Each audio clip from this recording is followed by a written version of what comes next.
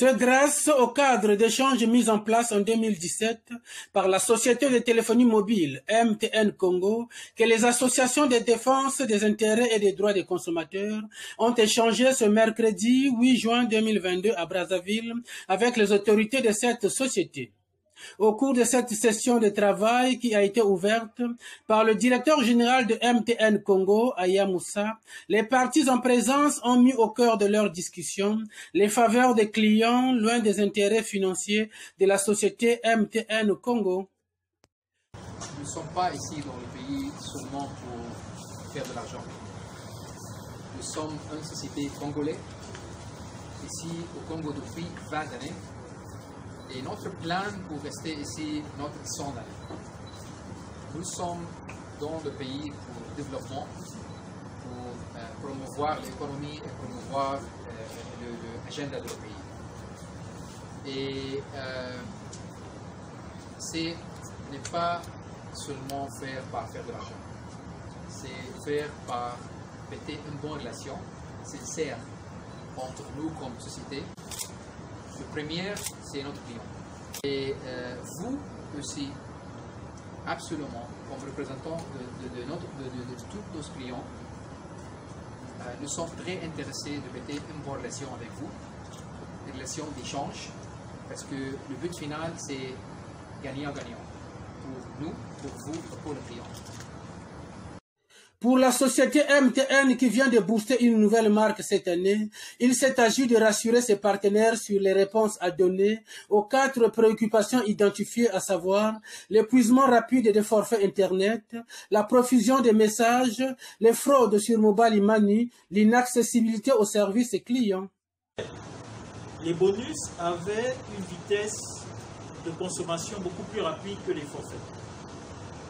Ça c'était un fait. On l'a constaté, c'était dans nos différentes configurations. Donc ce que nous avons fait, nous avons décidé désormais que le bonus aura la même vitesse d'épuisement que le forfait. Donc ça c'est un gros changement parce que déjà la politique de bonus a souvent un impact sur notre chiffre d'affaires parce que c'est du gratuit que l'on donne. Et le deuxième, c'est qu'on essaie d'amoindrir le choc par la validité. Donc la majorité des messages ne sont pas que des messages publicitaires, il y a aussi des messages qui sont vraiment importants. Donc nous avons essayé de faire le tri entre ces messages à caractère informatif, qui ont vraiment une portée importante par rapport à l'agenda des autorités publiques, et les messages également à caractère publicitaire. Sur les messages à caractère publicitaire, nous faisons le pari d'avoir, normalement, si vous faites l'expérience, vous devez normalement commencer à ressentir une grosse différence entre ce que vous recevez aujourd'hui et ce que vous receviez il y a 1 mois, 2 mois, 3 mois. Donc aujourd'hui, nous avons décidé de réduire significativement le volume des messages. Nous viendrons avec une solution beaucoup plus durable qui permettra à long terme à l'abonné d'accepter ou pas de recevoir des messages. Et ça demande beaucoup de configuration, mais nous travaillons dessus.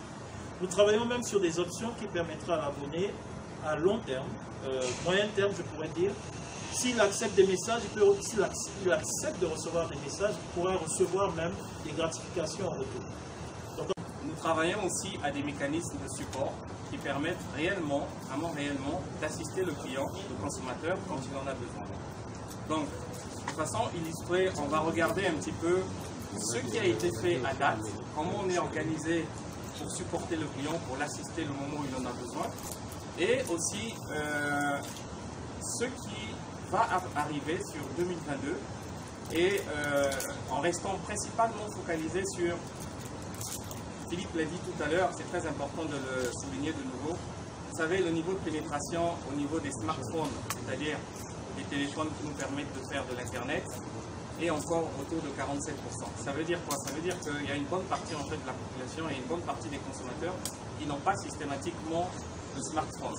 Donc l'objectif pour nous, au travers de ces mécanismes, c'est de voir comment on peut supporter le client, qu'il ait un smartphone ou pas. La finalité d'une association des consommateurs est de contribuer à l'amélioration de la situation des consommateurs selon les associations de défense des intérêts et des droits des consommateurs. C'est ainsi qu'elle privilégie le dialogue pour la protection du consommateur.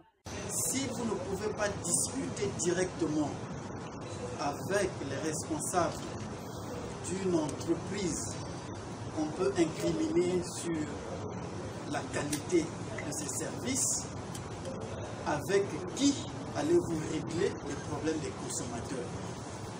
Et donc pour nous, c'est une démarche responsable qui nous permet de mieux répondre aux préoccupations des consommateurs. Il ne s'agit pas pour autant que nous allons aliéner notre indépendance dans ce partenariat. Voilà pourquoi notre réseau privilégie et privilégiera toujours le chemin du dialogue et de la concertation pour défendre et protéger le consommateur. C'est ici l'occasion d'inviter les autres professionnels, entreprises et pouvoirs publics, producteurs et prestataires de biens et services, à suivre le modèle que nous expérimentons avec MTN Congo, si nous voulons réellement répondre efficacement et continuellement aux besoins et requêtes des consommateurs de nos produits et services. On prit part à cette session de travail avec les autorités de MTN Congo, les responsables de l'Observatoire congolais des droits des consommateurs, de l'Action pour la défense des intérêts des consommateurs, de l'Association congolaise pour la défense des consommateurs.